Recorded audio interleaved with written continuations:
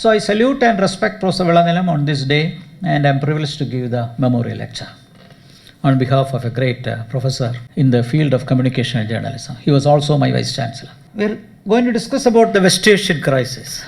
There was an importance for yesterday which the field of journalism and even newspapers did not cover much. 24th October is the UN Day. October 24, 1945, United Nations was formally born.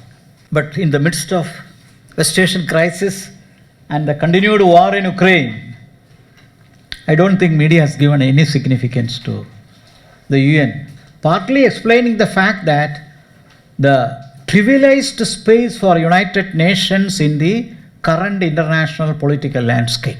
Probably because of that, much attention was not given to the United Nations. His birthday was celebrated. Very few people celebrated it. I was thinking about that, and I was looking at the newspapers whether some organizations have come up to discuss the relevance of United Nations. But sadly, as proved very well, that on many occasions United Nations faced severe setbacks. West Asian crisis is one very clear example where the UN failed to address the problem effectively. And that is why it is continuing ever since Israel was born on 1948. And it will likely to continue for a long time. We were experiencing the Ukraine war for more than a year. But the West Asian crisis was born immediately after the World War II, along with the rise of the Cold War politics in international relations. Although the Palestinian issue and the problem has a long history, only after the state of Israel was born, the direct conflict emerged between the newly created Jewish state of Israel and the Palestinian people who wanted to have an independent state of themselves. So United Nations were caught up very soon after the Israel was born, and it is also said that United States deliberately planned the creation of Israel for many other reasons, including the provision for creating a home for the Jewish community, because they originally belonged to that region for a historically long time, much before Palestinians had arrived. And subsequently, when the World War II completed, it opened up the theater for a Cold War, which inaugurated the bipolar politics. Along with this arrival of bipolar politics, the West Asian crisis is also connected to another dimension called the geopolitics. West Asia is geographically, politically very, very relevant. And we know the reason: oil, gas, and other resources. And West Asia, before the World War, was by and large a colony of Britain, and particularly the present Israel was, and the Palestinian areas were controlled by, the Middle East was controlled by Britain. We use West Asia, Middle East is used by in the Western world because it is almost considered that this region constitutes a roadmap towards Europe from Asia. So it connects Asia to Europe, Middle East. For us it is West Asia, for the Western countries it is Middle East. But anyway, it's almost like a bridge that connects Europe either to Asia or vice versa. It is difficult to start the history, but the fact was that Jews were there for thousands of years, followed by the arrival of Muslims in the later half. So one of the three communities that way, the Jewish, the Muslim, as well as Christian community. And particularly for all the three communities, Jerusalem is holy place.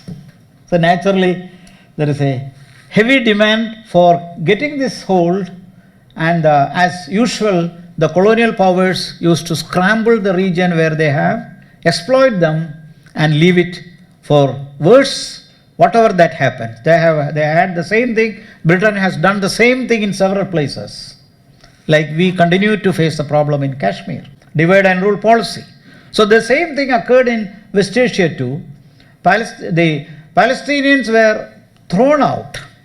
Although by and large there is an Islamic world in the nearby countries, the Palestinians were thrown out, and the arrival of Jewish, particularly when the Jews faced the Holocaust and isolation in Germany, Austria and other places, and Hitler threw them out. Some of them escaped to United States, the newly created country, where they tried to settle down, and they later contributed for an intellectual revolution and scientific development to the United States. But the by and large population continued to be in West Asia. So there was a scramble after the World War II. And it was this scramble that wherein you will find conflicting postures like Egypt, Lebanon, Saudi Arabia.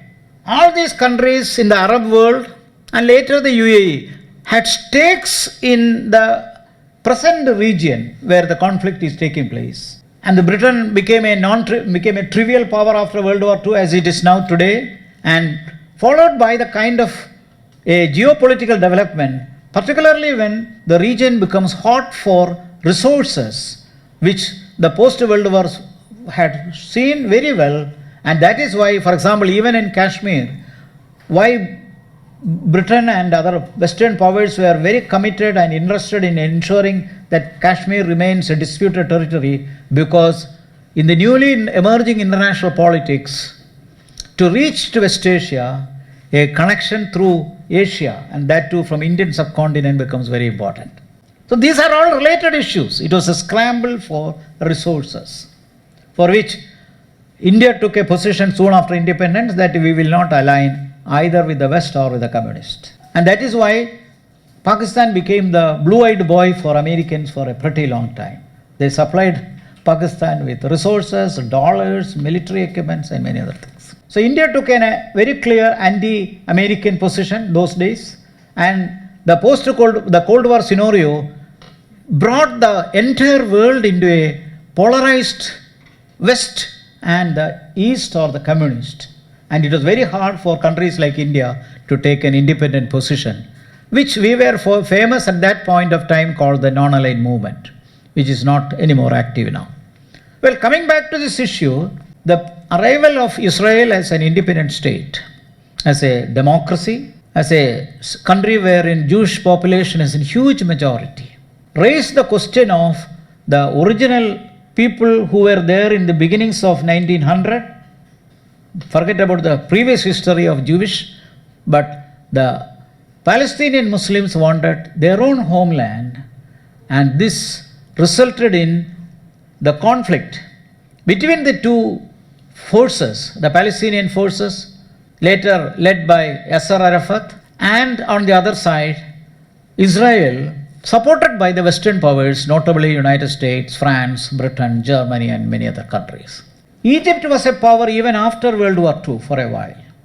So Egypt was also interested in occupying Hamas as well as some pockets of the present West Bank. UAE was not a military power nor an economic power those days. If you travel to Dubai even now, if you can visit the famous frames, which is known as frames, a very colored position of an arch, not a perfect arch.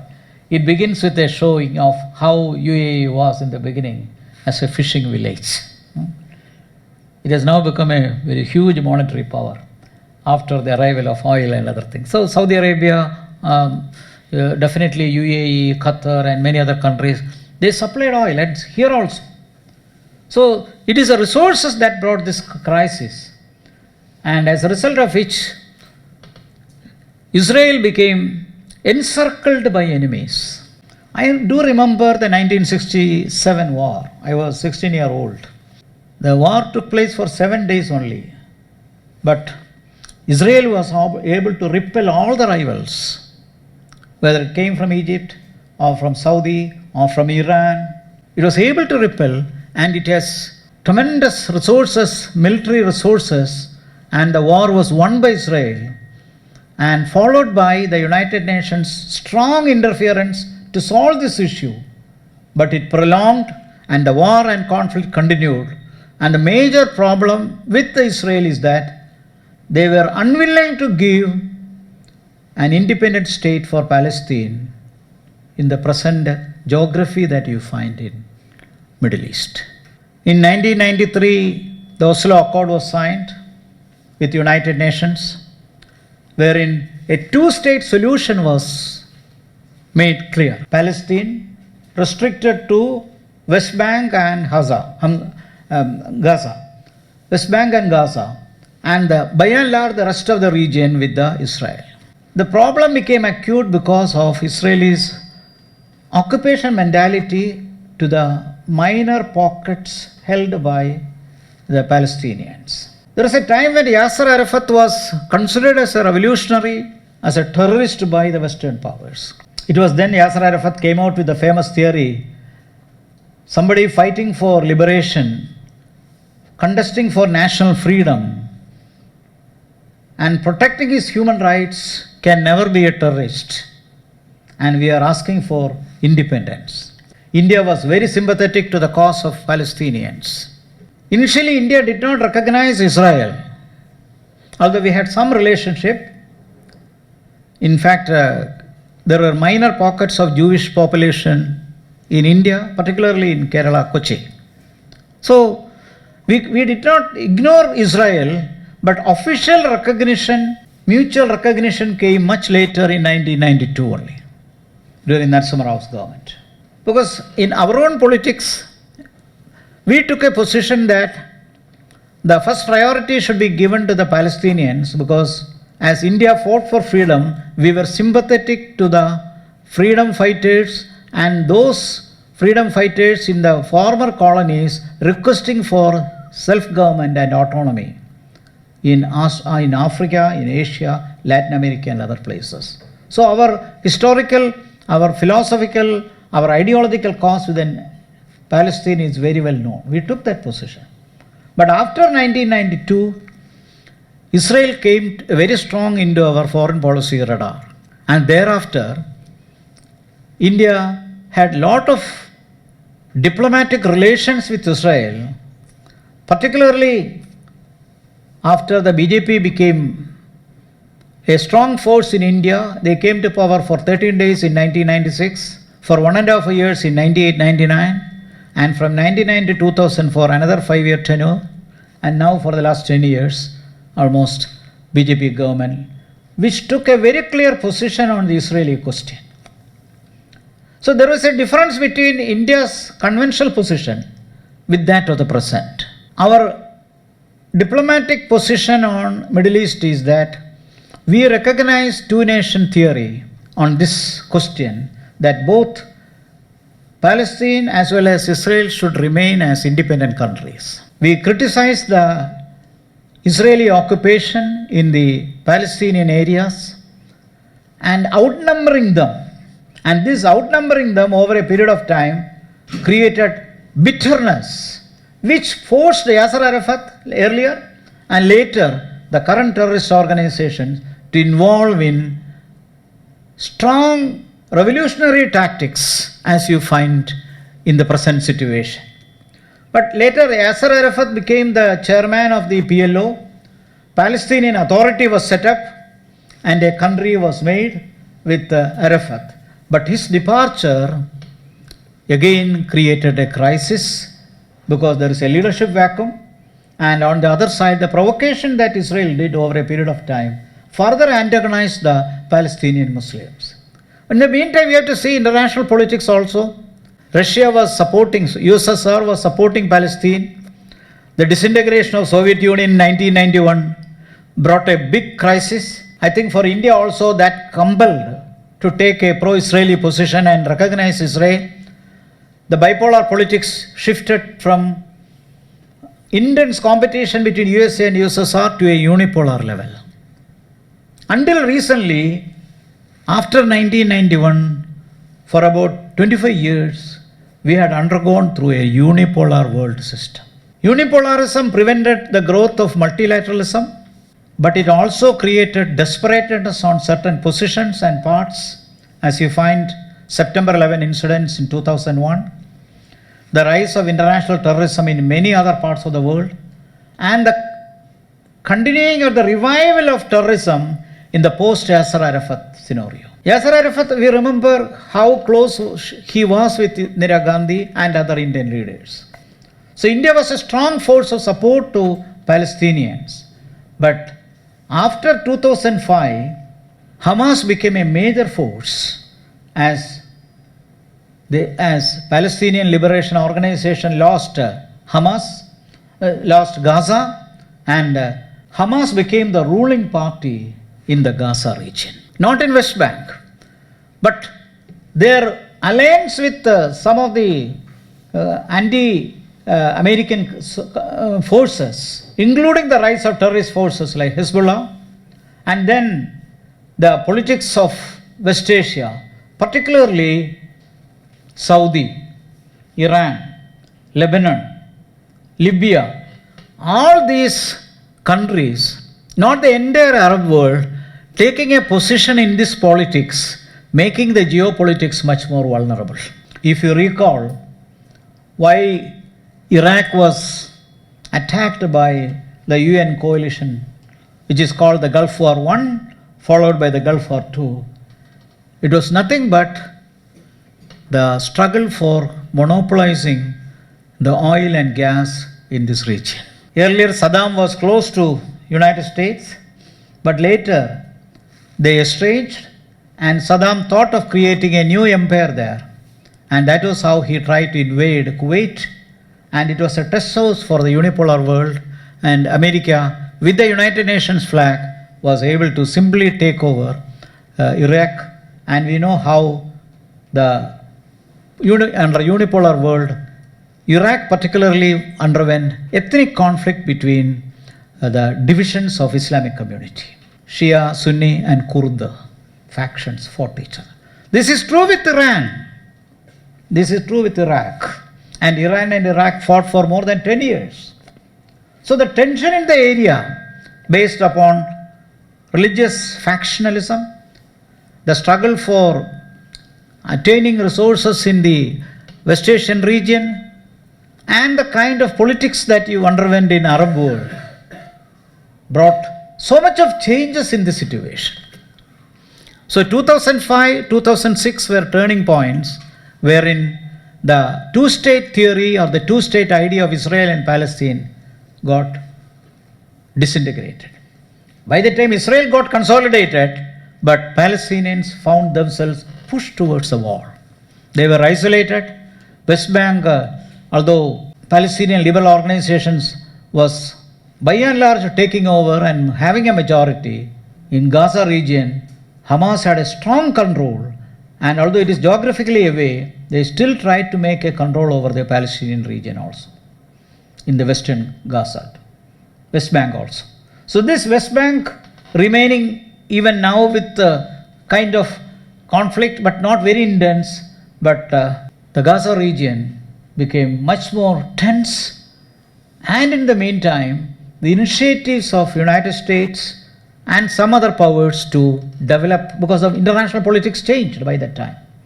Unipolarism started declining. A new kind of politics was emerging. Countries like India, Brazil, South Africa, some of the newly emerging middle powers, even Germany, they were all becoming a little more assertive. And European Union on the other side trying to compete with the United States, saying that our bilateral relationship has to be conducted in a much more democratic form, and European Union offering a strong resistance to America's unipolarism. And therefore, slowly the fading of unipolarism can be seen. But the politics in West Asia continued to be vulnerable, and that is where you find the new developments, like, for example, the famous Abraham Accord. It was a good initiative on the part of UAE, to some extent Saudi Arabia, Sudan, Morocco, and some of these countries to have betterment of ties with their arch rival Israel. And United States tried to mediate over that with the blessings of United Nations, on the theory that After all, we are belonging to the common ancestry, Abraham Accord. And it was that belief that ultimately can bring more peace into the region. Number one. Number two, the newly developed concept, what is called in international politics as I2, U2. I2 means Israel and India, and U2, USA and UAE. A new kind of combination emerged, I2, U2, which is a byproduct of Abraham Accord. Actually, UAE with its resources particularly wanted to have a peaceful relationship in the region, and they were willing to extend their friendship to Israel, unlike the by and large Islamic countries of West Asia. So our point is that Arab world underwent a change. It was not one and the same. The entire Arab was not against Israel by this time, and the international politics, how it underwent this change, possibly because of the increasing geopolitical relationship and the international developments, particularly after Russia fell into Putin's leadership, and the kind of assertion that has come from Russia, as you have now seen with the Ukraine war, which is continuing for a year or so. And then when the when the economically richer nations like UAE and Saudi Arabia explaining and thinking more about having a better rapport with Israel, and followed up with this new relationship, India and Israel, UAE and USA, and definitely India and USA. The world has changed so much. For India, Israel is the third largest supplier of arms. Israel is supporting India on a variety of areas: agriculture, technology, arms, energy, host of areas where they are able to give and extend more resources to India, both in terms of technology as well as in terms of trade. So technology, trade, investment. By the time India has also moved from the old policy of protectionist economy to a new neoliberal economy, and India require investment, foreign investment, FDI. Israel was willing to help us. Other nations are also willing to help us. For us to keep a balance is very difficult because we don't want to isolate Russia, which was at one time a very good supporter of India in terms of crisis and other areas. At the same time, we wanted a lot of support from the Western powers, plus Israel and other nations, which can attract investment, which will promote our economic opportunities. No wonder Indian economy grew. It is not out of accident we became the fifth largest economy of the world. The neoliberal reforms that followed since 1991 and the kind of economic development followed by huge investment from multinational corporations, of which Israel also played its part, along with the United States, and then coming to definitely to European nations, particularly Germany, and then in Asia's South Korea. So we were attracting this kind of investment, and by this time Israel-India relations became much more closer. And BJP's policy was also very much in tune, and as we find now, when the October 7 attack came, Prime Minister was quick to come out with a statement that we are with Israel. Later, the Ministry of External Affairs came with another supplementary argument saying that we are definitely with Israel, but we are also with the Palestinians. But we are not with Hamas. That is a very clear position. We are not with Hamas, and we can't be. We can't develop a kind of relationship with a kind of an organization who tried to suicide attack to other powerful neighbors, and that too with the connection that Hamas has made with Iran and then with Hezbollah and other kinds of extremist organization. And neither in the Indian history or India's foreign policy, we had never supported a militant trade organization, religious organization. So there is a subtle change in our foreign policy. I won't say that it's a big change. I used to say that foreign policy can never be static. Foreign policies are always evolving. No country can keep a permanent foreign policy and say that we will not move an inch, because the world is changing. And since progress happens and developments take place, geopolitical progress, international relations, economic changes. If you look at all these things, every nation will have to think seriously, revise its position, if not completely diverge from its position. That is why we shifted from non-alignment to a new concept called strategic autonomy. Strategic autonomy. It is not non-aligned alone. And this strategic autonomy gives us opportunity to align with critical powers who can support us. And that strategic autonomy gives us more room for us to align with Israel, particularly in terms of agriculture, technology, trade, energy, and definitely military equipments. October 7 is certainly a strong reaction against the Abrahamic Accord signed in September 2020 and followed by the I2U2 concept. So Abrahamic Accord is 3 years old now.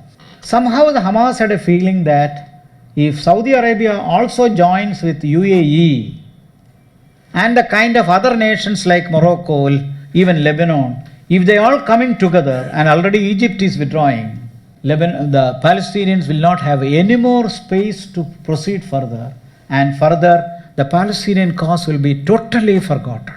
It was this desperateness probably that compelled the Hamas to conduct a suicide strike. I would call it suicide, given the kind of mighty strength of the Israeli forces. I still remember reading newspapers in 1967 how in 7 days Israel was able to defeat all its rivals, around 7 nations, including Egypt. They may be having the support of USA, but the kind of focus, commitment, and the manner in which they were able to develop nationalism, which critics call it Zionism, but they are very strong in the defense of their nation. And for a small force like Hamas, it was really suicidal to conduct such an operation, leading to killing of more than 2,000 or so Jews, Israeli citizens, and capturing of around 225 Israeli citizens. So they knew very well that Israel will retaliate. And as the Israeli Prime Minister said, they had started the war and we will end the war. So there is no comparison in the fight. Hamas is nowhere near to the might of Israel, but they can certainly continue to use terrorist tactics to embarrass Israel. Israel may be having an idea to destroy Hamas forever, which is not likely to happen. It won't happen. It won't happen. And my argument is that Israel must come forward to a solution. Number one, they should agree for the two-state solution in the Middle East and give their space for the Palestinians. Second, they must stop what is called internal imperialism, occupying the Palestinian territory one after another. They are doing that by several ways, because in numerical terms, the Palestinian population is so small. They can be threatened, they can be purchased, they can be bribed, and over a period of time, the land is being balkanized by the Israelis. And it continues. They must stop that. This is something called internal colonialism in their own geography. And over a period of time, they thought that by doing this, the entire Palestinian cause can be destroyed. It is not possible anywhere in the world. Even otherwise, the present Israel has Muslim population, Palestinian population. It is not that only the Jews are there are minorities in there. And Israel claims to be a democracy. They have a multi-party system. They have a constitution. Those things are there. But along with that, the policy of invasion by the society, by the actors of the state, by forcibly occupying this region, and that is where the desperate way through which you must have seen earlier how stones were thrown. From those days, the struggle started like that. In the Gaza region, they used to raise stones, throw stones through using catabelt and stones. Desperateness. But now Hamas has support of Iran. They have military support from other sources, including Hezbollah. And we do not know whether they are supported by Qatar, it is said that Qatar is financing them. Qatar has their own problems with America. So there are few countries that are still supported and they get money. Now they have rockets. In fact, they sprayed 5,000 rockets in October 7. Shocking Israel, suddenly shocking. And the conventional method of preventing such attack, famously called the Iron Dome, did not work. We have seen that. Unexpectedly this had happened. It is almost like September 11 for America, 7th October for Israel. And where do we go from here? The way forward. As I mentioned, United Nations has to come forward with all its strength rather than becoming a tool for the big powers. That is where we must say that we could not even celebrate United Nations because we do not know what to say. United Nations has done a lot of work in other areas, non-security areas, culture, education, food, scientific. Those areas they have done a lot of work. Even rehabilitation of the minorities, refugees, human rights, they have done a lot of work. But when it comes to direct conflict, what they have done? They are also becoming a party to the Cold War, unfortunately. And that is where I think United Nations should take up the initiative. And countries like India can also take up the initiative in convincing the Israel of the necessity of creating a Palestinian state. Only by creating a Palestinian state, this issue will be stopped. You have to give Palestinian identity because they are also historically part of this geography and therefore they need a country. There was a time when Yasser Arafat was leading the crisis. He used to say, we are a nation but a state on the run. We are a nation but a state on the run. We don't have a geography. We are running from one place to another. Now, identified two pockets are very much there.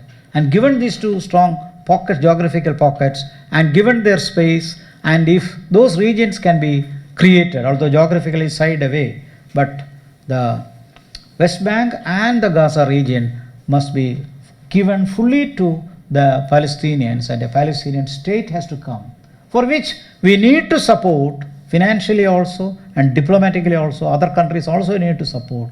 Otherwise, the Cold War politics will be continuing. Russia is very happy now because the focus of attention has moved from Ukraine to West Asia, and Russia can continue to pound Ukraine, and American forces will not be able to support Ukraine the way in which they were able to do that earlier. And that kind of full support that they had given at that point of time, now America has to reconcentrate its attention to West Asia now, because there is much to support in Israel than in Ukraine, particularly the resources available in West Asia. That is where geopolitics is important. Geopolitics is not only the question of strategic factor related to geography, but also the kind of apportioning and distribution of resources. And this distribution of resources in West Asia, which is continuing to be very rich, at the same time many of the Gulf countries are not militarily powerful. Which are those countries that can stand and fight with other countries, or in a position to take a military position? Rather, there are more division, as we had seen the conventional conflict between Iran and Iraq, and how Saudi Arabia is estranged with Egypt. Okay, so there are a lot of issues there, and if the Abrahamic Accord was a provocation for this conflict, if this was a provocation for this conflict, now we have to rethink how a unity can be achieved. If Hamas was also taken into account in this resolution of Abrahamic Accord, along with that the Palestinian cause could have been settled, I'm sure that this desperate attack from the Hamas would not have happened. They felt that completely after this, a new kind of strategic alliance will develop, in which their support base will be reduced, except Iran and Qatar. Who else will support them? It was this feeling that must have provoked them to go ahead for this October 7th attack, and that how it changed the world very soon, very quickly we had seen. So where do we go from here? So it is exactly here. The UN must come forward, because we don't have a unipolar world anymore. We don't have a unipolar world. China, although far distant, may have its interest in supporting the Palestinian cause. Pakistan certainly has to support Palestine. They will continue to support because China, Pakistan, definitely Sri Lanka, North Korea, even Cuba, Iran. These are some of the powers that can support stand with the Palestine as of now. But on the other side, you have very strong Western powers, plus UAE and Saudi Arabia, plus Egypt taking a moderate position. At least they would not side with Palestine, which otherwise means that Palestinian cause would be completely isolated. And such a situation will continue to create more international tension and terrorism will not die away. So UN must take up the lead. India and Germany and other European Union can also initiate because ultimately peace has to come. In the meantime, if I will take a few minutes to discuss about G20 also. G20, which we completed now in Delhi, although there was not much in Indonesia, there was a lot of progress that came up with G20. Multilateralism became a very strong theme of G20.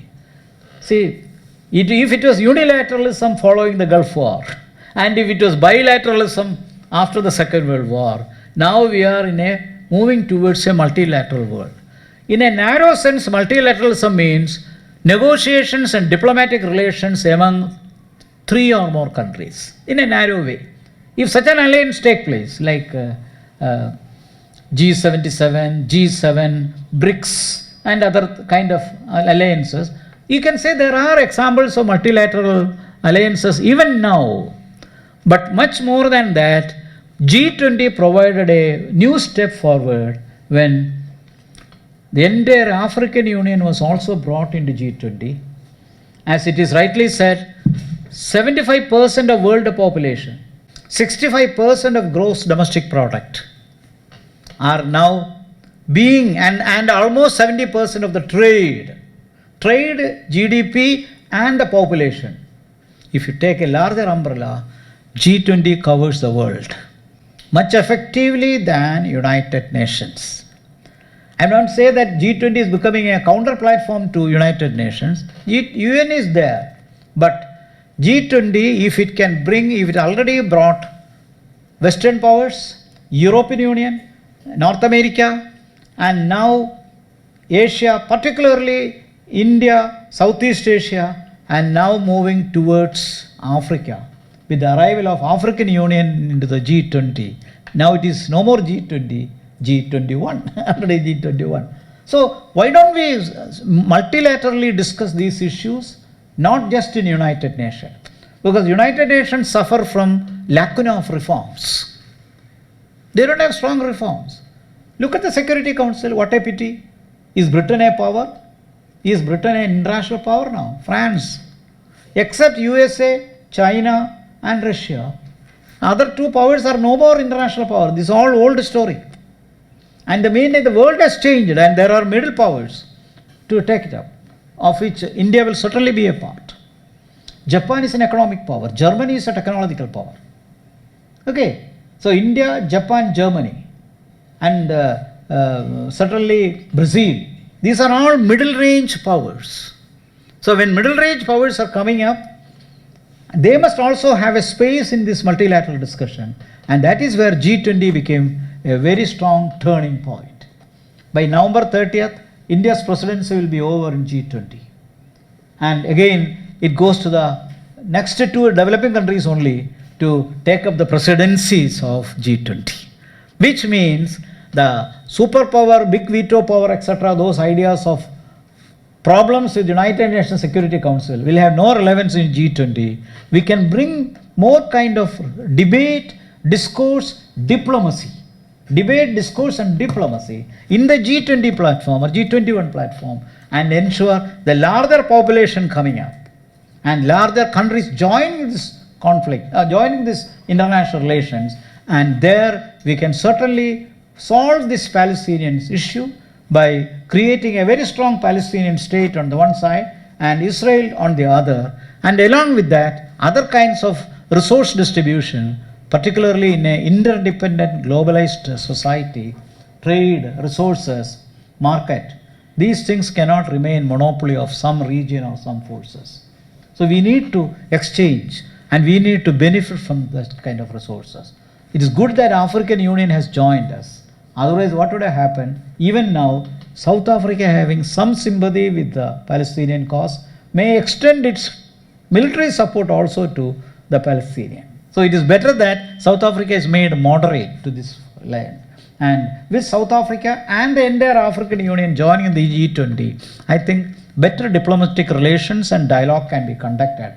And therein we can reactivate international cooperation and ensure a multilateral world. So where do we go from here? Multilateralism is the answer. It is not possible to bring all the 193 countries together. It is not possible. It is very difficult to bring people and agreement with all the 193 countries. We have 850 crores of people in this world. 17% belongs to our country alone, and 19% belongs to China. But now we have overtaken China in terms of population too. So, taking all these factors into consideration and taking the importance of China, America, Russia, along with that the newly emerged countries, powerful countries like India and other nations like Japan and Germany, when new kind of economy develops, multilateralism can provide the answer. It is not the jingoism or ethnic development that is going to help us. So if West Asian crisis continued to be there, I am sure it will lead to catastrophe, and even the possibility of another world war cannot be discarded. So it's a very threatening situation. The situation is not easy. It is not easy. It is not easy that we can simply achieve solution to this crisis. Leadership is important. Unfortunately, UN leadership failed here. We don't have much words to support Antonio Guterres because he has not done the kind of work which was expected. What was UN doing when October 7 was happening? And post October 7, UN remained helpless. It was keeping silent absolutely. Now United States President Joe Biden has said Israel attack on Hamas can be stopped provided all the prisoners taken over by the Hamas is given freedom. Not much in number, around 250 only. Already casualties are so huge. On the Palestinian side or the Hamas side, more than 5,000 people were killed. On the Israeli side, 2,000 people were killed. And other kinds of distribution, destruction of resources, buildings and other things. Very difficult to reconstruct all these things. So Joe Biden, American president, said provided the Israeli citizens are freed, those 225 or so, definitely there will be a truce and a temporary ceasefire. And that is possible only when Hamas agreed to that. Let us see how it goes on. But as of now, situation is very, very tension-bound. I stop here. I will open up for discussion. I was trying to cover the historical developments to the present and likely to see what happens to the future. Thank you.